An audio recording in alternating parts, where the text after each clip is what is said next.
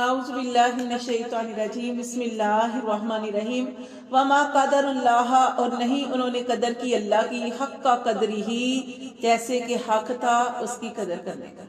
اللہ تعالیٰ شکوہ کر رہے ہیں کہ اللہ تعالیٰ کی جیسے قدر کرنی چاہیے ویسے قدر نہیں کی۔ اس قالو، جب انہوں نے کہا ما انزل اللہ، نہیں نازل کیا اللہ نے علی بشر، کسی آدمی پر، من شیء، کچھ بھی انکار کر دیا نا، کہنے لگے کہ اللہ نے کسی بشر پر کچھ نازل نہیں کیا۔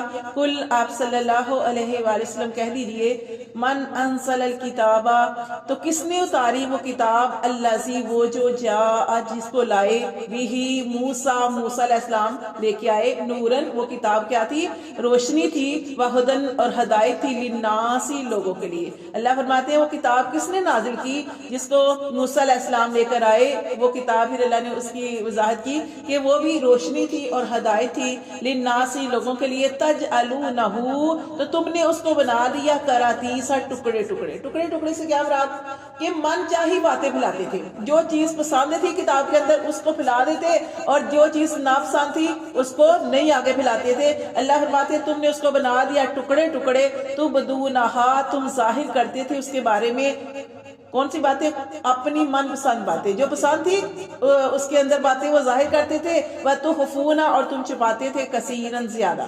وَعُلِّمْتُمْ، اور تمہیں اللہ نے وہ سکھایا، مَا لَمْ تَعْلَمُوا، کہ جو تم نہیں جانتے تھے، أَنْتُمْ، تم بھی نہیں جانتے تھے، وَلَا آبَاؤُكُمْ، اور نہ ہی تمہارے باپ دادا جانتے تھے۔ قُلِ اللَّهُ، تو آپ صلی اللہ علیہ وسلم کہہ دیجئے کہ کس نے نازل کی، اللہ تعالیٰ نے، خود ہی آپ کہہ دیں کہ اللہ نے نازل کی۔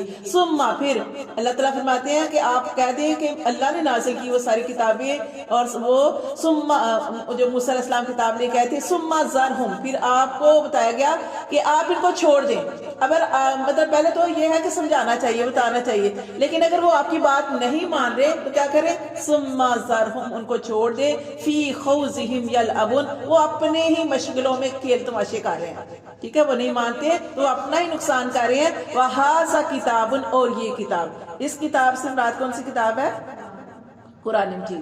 اللہ فرماتے ہیں وَهَذَا کِتَابٌ، اور یہ کتاب، أَنزَلْنَاهُ، اس کو ہم نے نازل کیا، مبارکن، یہ بھی بابرکت ہے، مصدق الذی، اور یہ تصدیق کرتی ہے اس کی، بین یدی، جو اس سے پہلے ساری کتابیں نازل ہو چکی ہیں، یہ قرآن مجید ان کتابوں کی تصدیق کرتا ہے۔ وَلِتُنذِرَ، اور تاکہ تو ڈرائے، ام القریٰ، ام القریٰ کیا ہوتا ہے، قریٰ ہوتا ہے بستیاں، امہ، ماں، ماں کو کہا جاتا ہے ام۔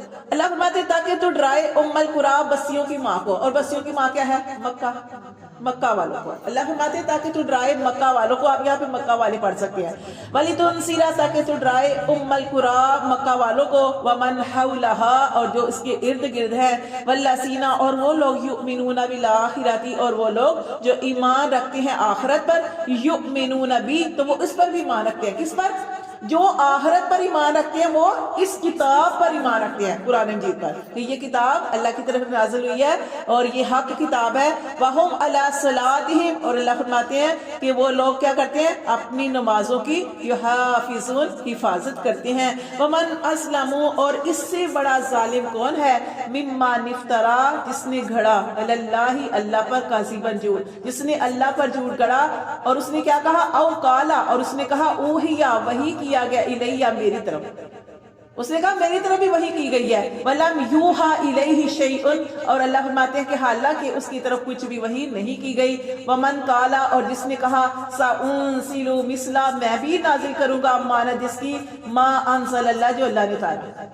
دیکھیں کوئی کتاب بنا سکتا ہے، یہ ایسی کتاب ہے کہ اس کی حفاظت جب سے اللہ نے یہ کتاب نازل کی ہے تب سے لے کر قیامت تک ایسے ہی یہ کتاب رہے گی، اس کے اندر ایک زیر زبر کی بھی کوئی تبدیلی نہیں ہو سکتی، کیونکہ اس کی حفاظت کا ذمہ اللہ تعالیٰ نے لیا ہے۔ جیسے اللہ نے اپنے گھر کی حفاظت کی تھی نا، کوئی اللہ کے گھر پہ کوئی نقصان نہیں پہنچا سکتا، اسی طرح اس قرآن کو بھی کوئی بدل نہیں سکتا۔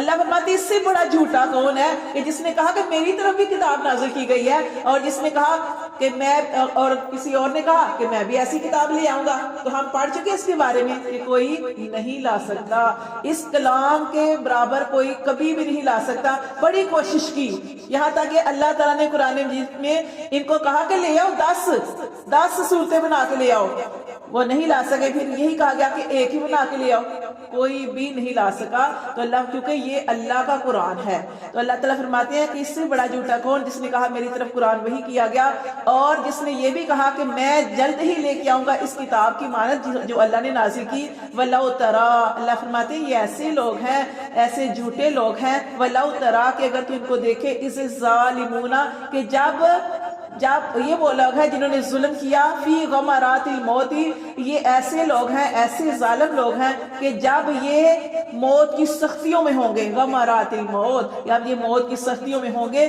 والملائکۃ، اور فرشتے، باسطوا، پھیلائے ہوں گے، ایدیہم، ان کی طرف ہاتھ، کس لیے؟ ان کی جان قبض کرنے کے لیے. اس وقت کہا جائے گا اخرجوا انفسکم، اپنی جانیں نکالو خود ہی، الیوم، آج، تجزون، آج تمہیں بدلہ دیا جائے گا، عذاب الہون، رسوائی والے عذاب کا، بما کنتم تقولون، جو تم کہتے تھے، علی اللہ، اللہ کے بارے میں، غیر الحق، ناحق، کیا کہتے تھے؟ جھوٹ کہتے تھے. وکنتم، اور تم تھے، ان آیاتہ، اس کی آیات کا، تستکبرون، اس کی آیات سے تکبر کرتے. تکبر کرتے کیا مطلب؟ کہ نہیں مانتے تھے اللہ کی آیات کو.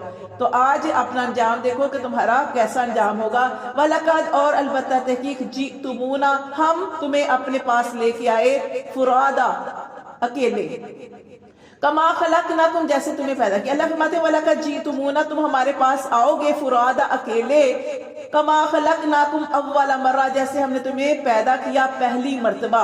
اللہ فرماتے ہیں تم ہمارے پاس ایسے آؤ گے کہ جیسے تمہیں اکیلے پیدا کیا. اور کیسے انسان جو ہے اس دنیا میں آتا ہے، نہ اس کے جسم پہ کپڑے ہوتے ہیں اور نہ ہی ختنہ کیے ہوتا ہے، اور روتا ہوا اکیلے ہی اس دنیا میں آتا ہے.